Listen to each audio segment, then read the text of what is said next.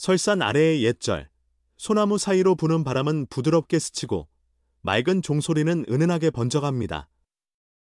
인자한 얼굴의 백발이지만 젊은 기운이 감도는 한 노승이 마당의 마른 우물 옆에 앉아 젊은 제자 몇 사람에게 옛 이야기를 들려주고 있었습니다. 스승님, 젊으실 때 천축에 가서 유학하셨다고 들었습니다. 혹시 용수보살의 가르침도 직접 들으신 적이 있으신가요? 한 젊은 스님이 두 손을 모으며 공손하게 물었습니다. 노승은 살짝 미소를 지으며 긴 수염을 만졌습니다. 들었던 적이 있지. 그뿐만 아니라 옛날 알았냐, 절에서 오랫동안 공부할 기회가 있었고 운 좋게도 용수 대사의 설법을 들을 수 있었단다. 특히 그는 수행하는 길에서 가장 무거운 장애에 대해 가르쳐 주셨지. 도대체 어떤 장애이기에 그렇게 많은 구도자들을 막아서는 걸까요? 제자들은 호기심에 찬 눈빛으로 물었습니다. 노승은 깊은 눈빛으로 대답했습니다. 원결경에 이르길, 모든 중생은 시작도 알 수 없을 만큼 오래전부터 갖가지 애욕과 갈망을 품어왔기에 윤회의 굴레에 놓여 있다고 하지.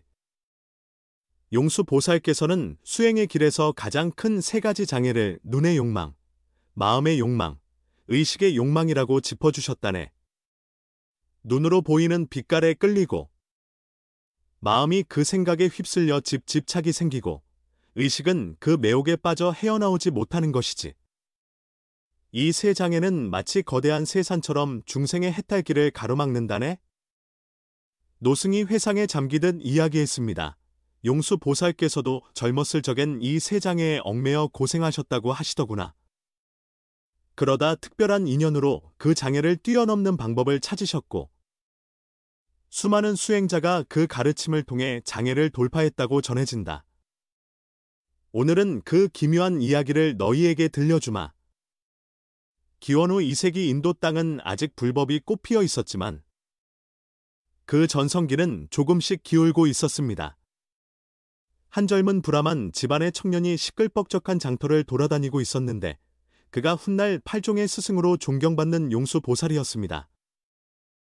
당시에 그는 그저 세속의 욕망에 빠져 살던 평범한 사람에 가까웠지요. 용수는 남인도의 부유한 불암한 가정에서 태어나 뛰어난 머리를 타고났습니다. 7살 때 이미 베다 경전을 줄줄 외우고 천문, 지리, 의학까지 다방면에 능통했습니다. 12살의 명성이 자자한 남한타 절로 보내져 학문을 익혔고 고천재 소년이라 불리며 주목받았지요. 하지만 그 뛰어난 재능이 오히려 그의 자만심을 부추겼고 더욱 깊은 혼란에 빠뜨렸습니다. 20살 무렵 용수는 3명의 친구와 함께 절의 계율에 불만을 품고 몰래 탈출해 번화한 도심에서 즐거움을 찾아다녔습니다. 용수. 저기 좀 봐. 누군가가 길모퉁이의 무의를 가리키며 은근히 눈을 빛냈고 용수가 그 시선이 향한 곳을 보니 화려한 옷을 입은 무의들이 유혹적인 춤을 추어 지나가는 이들을 사로잡고 있었습니다. 용수의 시선은 자신도 모르게 그들에게 꽂혔고 가슴 속에는 마치 불길이 일어난 듯한 욕망이 솟구쳤습니다. 그렇게 넷은 무려 석 달 동안 문란한 삶을 이어갔습니다. 집안에서 물려받은 재물을 술과 여색에 탕진하고 날마다 감각적 쾌락에 취해 살았지요. 수행자의 본래 목적은 이미 까맣게 잊힌 지 오래였습니다. 어느 날 부잣집 연회에 초대된 용수와 친구들은 거나하게 취해 있었습니다. 용수는 곁에 앉은 가무를 하는 여인을 보다가 위험한 마음을 품었지요. 그녀는 그 부호의 총애를 받는 소중한 첩이었고 빼어난 미모로 수많은 남성의 마음을 뒤흔드는 존재였습니다. 술김에 용수는 은근히 신호를 보냈는데 놀랍게도 그녀 역시 미소로 화답하며 뒷문 위치를 슬쩍 알려주었습니다. 연회가 끝나고 달빛이 중천에 떠 있을 즈음 용수는 혼자 뒷문으로 가보았습니다. 그곳에는 정말로 그 여인이 기다리고 있었고 어두운 복도를 따라 작은 방으로 그를 안내했습니다. 잠시 기다려주세요. 저도 씻고 나서 곧 함께 있을게요. 그녀는 부드러운 목소리로 말한 뒤 내실로 들어갔고 용수는 흥분과 기대감으로 가슴이 뛰었습니다. 하지만 시간이 지나도 나오지 않자 조심스럽게 방문 틈으로 안을 엿보았습니다. 눈앞에 펼쳐진 광경은 마치 하늘이 무너지는 충격이었습니다. 화려한 옷을 벗어낸 그 여인의 몸은 온갖 종기와 상처로 뒤덮여 있었고 악취까지 풍겼습니다. 그녀는 그것을 향난과 화장품으로 가리려 애쓴 뒤 다시 고운 옷으로 갈아입으려 하고 있었습니다. 용수는 그 자리에서 얼어붙듯 깨달음을 얻었습니다. 마치 꿈에서 깬 듯 몸을 돌려 방을 빠져나왔고 뜨겁게 불타오르던 내면의 욕망은 한순간에 식어버렸습니다. 되레 깊은 혐오와 두려움이 밀려들었지요. 생모습이란 결국 헛된 환상에 지나지 않는구나. 용수는 혼잣말처럼 중얼거리며 맹렬히 그 집을 떠나 자신의 거처로 달려갔습니다. 그날 밤, 그는 잠을 이루지 못하고 뒤척이다가 그토록 외면해왔던 스승의 가르침을 다시 떠올렸습니다. 색부리공, 공부리색, 색즉시공, 공즉시색. 이제야 그 말의 진정한 뜻을 깨달은 것이지요. 이튿날, 용수는 친구 셋을 찾아가서 자신은 절로 돌아가 다시 수행하겠다고 선언했습니다. 친구들은 갑작스러운 변화에 이해하지 못하고 그를 겁쟁이 취급했습니다. 너희는 모를 거야. 나는 어젯밤 한 여인의 민낯만 본 게 아니라 내 마음속 추한 모습을 함께 보았다고. 우리가 쫓던 미색이란 게 결국 거짓된 허상이었다는 걸 이제야 알겠어. 용수는 결국 혼자 남한타 절로 되돌아가 지난 잘못을 참회했습니다. 스승 앞에 무릎을 꿇고 다시 받아주십사 청했습니다. 스승은 그의 진심을 알아차리고 기회를 주었지만 조건은 매우 엄격했습니다. 오늘부터 너는 사찰의 마당을 쓸며 지낼 것이다. 3달 동안 하루 한 끼만 먹고 밤에는 눕지 말며 염불과 독경에 정진해라. 그 기간이 지나면 다시 너를 시험하겠다. 용수는 스승의 지시에 따라 혹독한 참회 생활을 시작했습니다. 처음 며칠 동안은 너무 힘들어 배고픔과 피로에 시달렸지만 이를 악물고 견뎠습니다.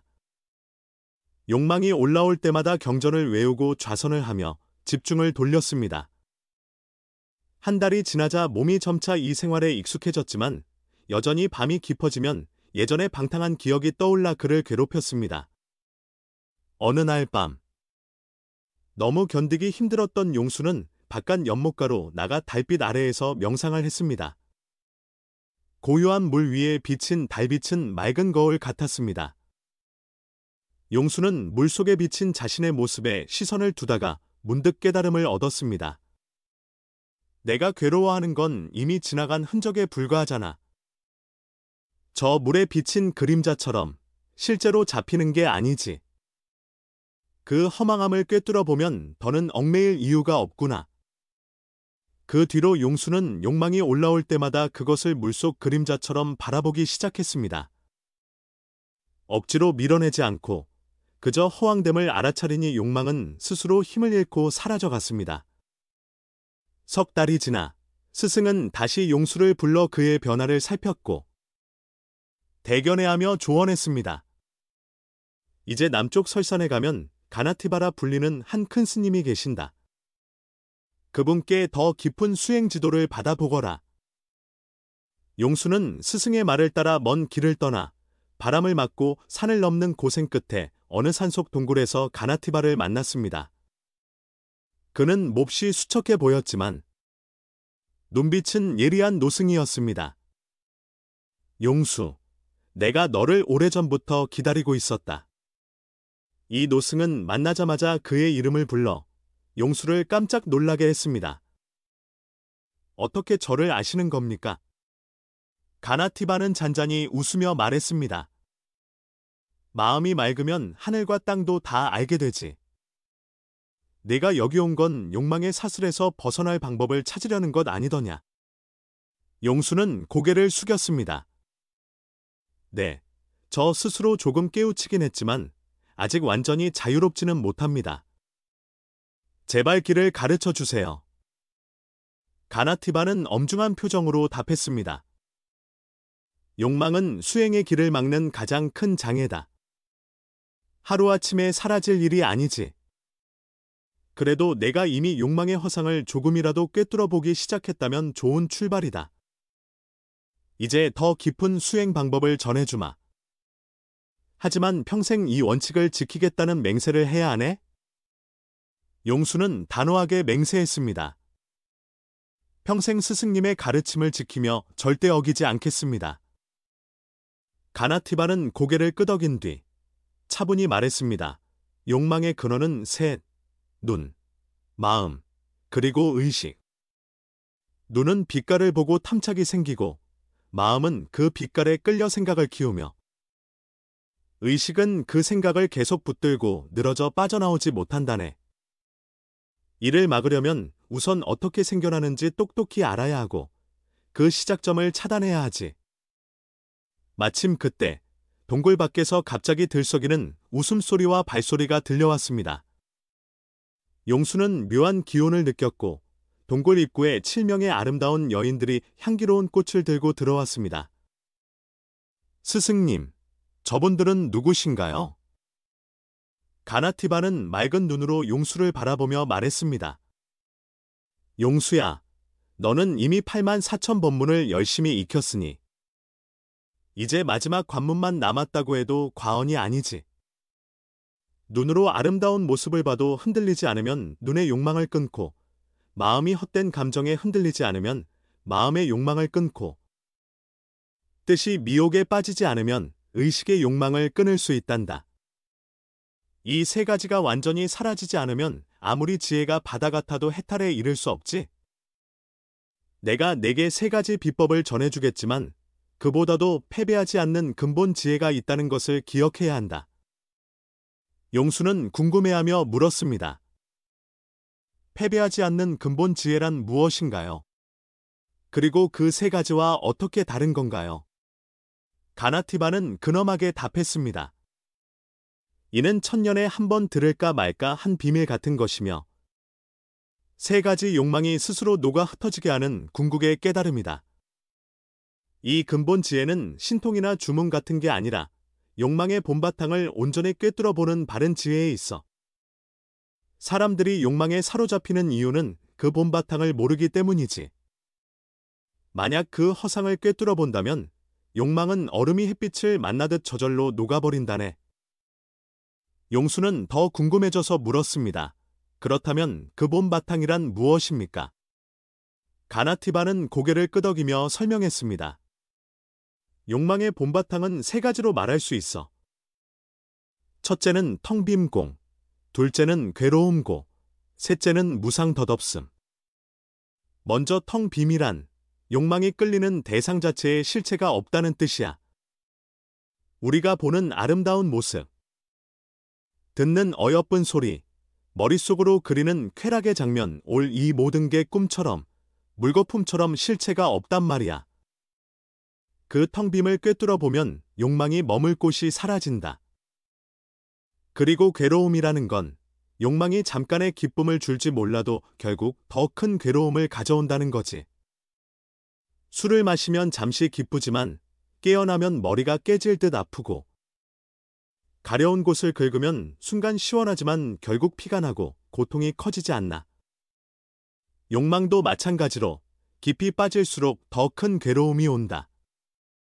마지막으로 무상이란 욕망과 대상이 순간순간 생겨나고 사라지는 것일 뿐 영원히 지속되지 않는다는 것이다. 오늘 매혹적인 모습이라 해도 내일이면 시들고, 지금 뜨거운 갈망이라 해도 눈 깜짝할 사이에 실증으로 바뀔 수 있지. 그 덧없음을 꿰뚫어 보면 한순간의 환상에 휘둘리지 않을 수 있단다. 동굴 안에 있던 그 미인들은 순식간에 사라졌고, 사실은 가나티바가 용수의 마음을 시험하기 위해 잠시 보였던 그림자 같은 것에 불과했습니다. 이제 내가 너에게 세 가지 비법을 전수하마. 눈의 욕망, 마음의 욕망, 의식의 욕망을 각각 어떻게 대처해야 하는지 말이다. 우선 눈의 욕망을 다루는 첫째 비법은 추한 본바탕을 보라는 것이지. 아름다운 겉모습 너머에 있는 진짜 모습을 떠올려 보거라. 고운 살결 아래는 뼈와 피고름이 있고 감미로운 목소리는 단지 공기가 흔들려 나는 소리일 뿐이라는 거지. 이처럼 환상 뒤의 실체를 곧바로 바라보면 눈에 욕망이 붙을 곳이 없어진다. 다음으로 마음의 욕망을 다루는 둘째 비법은 호흡에 집중하라는 거다. 바깥 대상에 휩쓸려 생각이 요동칠 때 오직 들이쉬고 내쉬는 숨결에만 집중하거라. 한 번에서 10번까지 술을 헤아리며 마음이 흔들리지 않도록 붙드는 거야. 그러면 마음이 고요를 되찾고 마음의 욕망이 달라붙을 틈이 없어진다. 마지막으로 의식의 욕망을 다루는 셋째 비법은 생멸을 있는 그대로 보라는 것이다. 의식에서 온갖 생각이 피어오르고 사라지는 순간을 그냥 지켜보되 거기에 맞서거나 따라가지 말고 그저 왔다가 가는 과정을 또렷이 알아차리는 거다. 구름이 하늘을 지나가듯 그 생각들도 떠올랐다 사라지기 마련이다. 그러면 의식의 욕망은 힘을 잃고 사그라진다. 용수는 이 세 가지 비법을 깊이 새기면서도 아까 말한 패배하지 않는 근본 지혜의 의미가 더 궁금해졌습니다. 스승님이 주신 비법은 참으로 묘하네요. 하지만 그 말씀하신 패배하지 않는 근본 지혜가 따로 있을 것 같습니다. 가나티바는 미소를 지었습니다. 내 말이 맞다. 이 세 가지 방법은 탁월하지만 결국 대상과 맞서 이겨내는 방식이기 때문에 아직 이원적인 사고를 벗어나지 못해. 정말로 패배하지 않는 길은 애초에 싸움 자체를 하지 않는 거다. 욕망과 정면으로 맞서 누르거나 반대로 그냥 방치하는 것도 아니고 있는 그대로 바라보며 평등한 마음으로 꿰뚫는 것이지. 이것이야말로 진짜 패배 없는 길이다. 얼음이 햇빛을 받으면 저절로 물이 되듯 바른 지혜가 비추면 욕망은 저절로 녹아 사라지게 된다네. 그것이 바로 욕망을 초월하는 진정한 방법이지. 용수는 가만히 곰곰이 생각하다가 문득 환하게 깨달은 듯한 표정을 지었습니다. 결국 따지고 보면 욕망이라 부르는 대상도 나라고 부르는 존재도 모두 인연 따라 잠시 생겨난 빈 것일 뿐이군요. 맞서 이긴다는 것도 지는 것도 사실은 허상에 불과하네요. 가나티바는 흡족해하며 고개를 끄덕였습니다. 바로 그거다. 이미 내 안에서 욕망을 넘어선 바른 눈이 열린 거다. 모든 법은 텅 비었고 욕망 또한 그 근원이 없으니 내가 그 공성 텅 빔에 머무를 수 있다면 욕망은 더 이상 근거할 곳이 없게 된다네. 이건 억지로 누르는 게 아니라 완전히 초월하는 거지. 하지만 이 경지에 이르는 데엔 시간이 걸린다. 처음과 중간 단계에선 내가 말한 세 가지 비법을 잘 활용해서 마음을 다스려야 하고 점점 익숙해지면 비로소 욕망을 뛰어넘는 참된 길을 알게 될 거다. 용수는 무릎을 꿇은 채 고개를 숙였습니다. 잘 알겠습니다. 그러면 일상생활에서는 어떤 점을 유의해야 할까요? 가나티바는 덧붙였습니다. 먼저, 애욕이 피어나는 환경을 멀리하는 게 좋다. 음란한 대상이나 분위기를 가까이 하지 말고 조심스러운 마음을 잃지 말아야 한다. 또, 혼자 있을 때 더욱 경계하고 탐욕이 슬며시 틈타지 못하도록 끊임없이 살펴라. 동시에 착하고 건전한 일에 힘쓰고 마음을 올바른 생각으로 가득 채워 나쁜 생각이 틈타지 못하게 하거라. 선한 벗을 가까이 하고 덕 있는 이들과 어울려서 바른 기운으로 나쁜 기운을 몰아내는 것도 중요하지. 그리고 욕망은 특히 피곤할 때, 할 일 없을 때, 배부를 때, 잠자리에 들거나 막갤 때, 또 기분이 좋거나 나쁠 때 더 쉽게 솟구치니 그 시점들을 미리 염두에 두면 큰 도움이 될 것이다. 가나티바는 고대 경전 한 권을 용수에게 건네주었습니다. 너는 타고난 재주가 뛰어나니 이제 불법의 공성 텅빔 이론을 더 깊이 파고들어라. 지혜의 힘으로 모든 집착을 끊어내야 한다. 여기 중괄론의 범어 원전이 있으니 가져가서 공부해보거라. 내가 언젠가 새로운 사상을 발전시켜 크게 펼칠 수 있을 게다. 머지않아 너는 인도 불교 역사에서 위대한 논사가 되어 많은 사람을 깨우칠 것이다. 하지만 잊지 마라. 아무리 깊은 학문과 높은 도를 닦았다 해도 오늘 배운 욕망 다스리는 법이야말로 모든 수행의 기초라는 걸. 그 뒤 용수는 설산골짜기에 머물며 중괄론을 연구했고 이를 바탕으로 자신의 학설을 완성했습니다. 가나티바에게 배운 세 가지 비법과 패배 없이 초월하는 길을 수행에 녹여 넣은 결과 그는 스스로도 욕망의 족쇄에서 완전히 벗어날 수 있었습니다. 그리고 훗날 책을 써서 후대 사람들에게 그 방법을 전수했습니다. 수많은 해가 지난 후 용수는 인도 불교사에서 가장 뛰어난 논사 가운데 한 사람으로 추앙받게 되었습니다. 사람들은 그를 존경의 뜻으로 용수보살이라 부르게 되었습니다. 언젠가 제자가 물었습니다.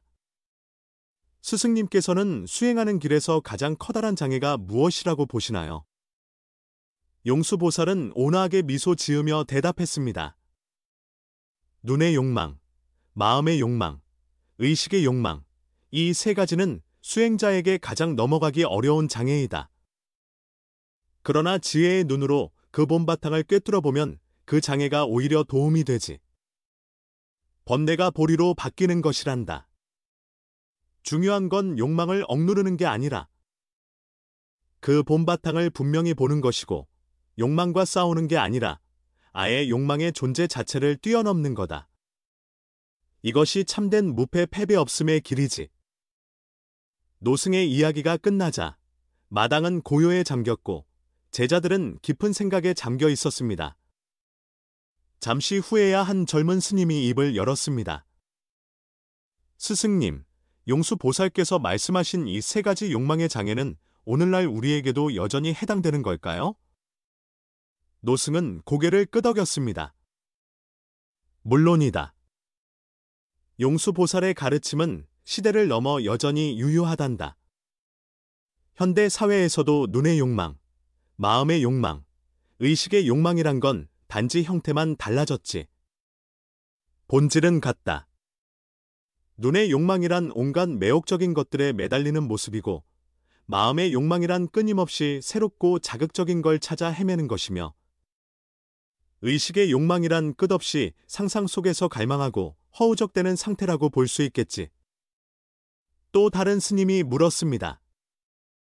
그렇다면 우리는 일상에서 어떻게 용수보살의 가르침을 실천할 수 있습니까? 노승은 부드러운 미소로 답했습니다. 좋은 질문이구나. 가장 먼저 눈의 욕망이 올라올 때는 거기에 가까이 다가가 보지 말고 그 이면에 있는 진짜 모습을 꿰뚫어 보려 애써라. 겉으로 보여지는 것이 전부가 아니고 그 매혹 뒤에는 고통과 불안이 숨어 있다는 걸 기억하거라. 다음으로 마음의 욕망이 생겨서 정신이 분주해질 땐 숨에 집중하는 수식법을 써보아라. 매일 잠시라도 앉아서 숨이 들고 나는 과정을 세면서 마음의 중심을 잡으면 훨씬 흔들림이 줄어들 거다. 의식의 욕망에는 지금 이 순간 떠오르는 생각이 어떻게 생겨났다 사라지는지 지켜보는 실상 관찰이 도움이 되지. 떠오르든 사라지든 그저 있는 그대로 바라볼 뿐 붙잡지도 밀어내지도 말아라. 무엇보다 기억해야 할 건 바른 지혜, 즉 모든 것은 꿈이나 환상과 같다는 통찰이네. 그걸 진정으로 알게 되면 욕망이 우리를 묶을 힘도 사라진다. 한 어린 스님이 조심스레 손을 들고 물었습니다. 스승님, 이미 이 세 가지 욕망에 빠져서 헤어나기 힘들다면? 어떻게 해야 하나요? 노승은 따스한 눈빛으로 대답했습니다. 너무 걱정하지 말고 자책하지도 말아라. 누구든 수행하다 보면 그런 유혹을 만난다. 중요한 건 포기하지 않는 것, 그리고 낙담하지 않는 거야. 우선 자신이 겪는 문제를 정상적인 과정으로 여기고 죄책감이나 수치심에 빠지지 마라. 또 현명한 스승이나 도반에게 도움을 청하여 함께 대처하고 성급하게 결과를 바라지 말고 차근차근 단계를 밟아 나가면 된다. 마지막으로 용수보살이 말한 욕망을 초월하는 길을 기억해라. 억누르려 하면 반발만 커지지만 그 허상을 꿰뚫어 보면 욕망은 스스로 무너지게 된다. 해가 서쪽으로 기울자 노승의 이야기도 끝나가고 있었습니다. 그는 주변에 있는 제자들을 둘러보며 진지한 목소리로 말했습니다. 얘들아, 용수 보살의 일화가 주는 교훈은 수행길의 장애란 우리가 물리쳐야 할 원수가 아니라 우리를 가르치는 스승이라는 점이란다. 바로 그 장애를 뛰어넘는 과정을 통해 지혜와 해탈을 얻게 되니까. 눈의 욕망, 마음의 욕망, 의식의 욕망 이 세 장애는 무섭게 보일 수 있지만 사실은 우리 자신을 더 깊이 알아가고 마음을 밝히는 훌륭한 밑거름이기도 하다. 수행이란 완벽해지려고 하는 게 아니라 우리 본래 모습을 똑바로 보는 거야. 결점과 어둠을 외면하지 말고 바른 지혜로 그걸 바꾸고 다스릴 수 있게 되면 그 길이 곧 해탈로 이어진다네. 용수보살의 가르침이 너희 모든 날의 빛이 되길 바란다. 이 세 가지 욕망의 장애를 넘어 지혜와 자비가 충만한 곳에 이르길 기원하마. 노을이 어스름하게 사찰을 감싸자 스님들은 공손히 절을 올린 뒤 각자 수행처로 돌아갔습니다. 방금 들은 이야기는 단순한 고전이 아니었습니다. 그들에게는 앞으로의 길을 비춰주는 밝은 등불이었지요. 그리고 세상이 어수선한 지금도 용수보살의 지혜는 조용히 사람들을 돕고 있습니다. 욕망에 시달리는 이들에게 마음의 평온과 자유를 찾을 길을 속삭이듯 안내해주고 있습니다.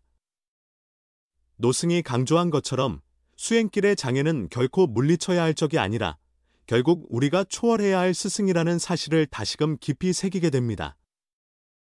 욕망의 본바탕을 지혜롭게 깨달을 수 있다면 그 번뇌 역시 보리가 되어 우리를 성장하게 하니까요.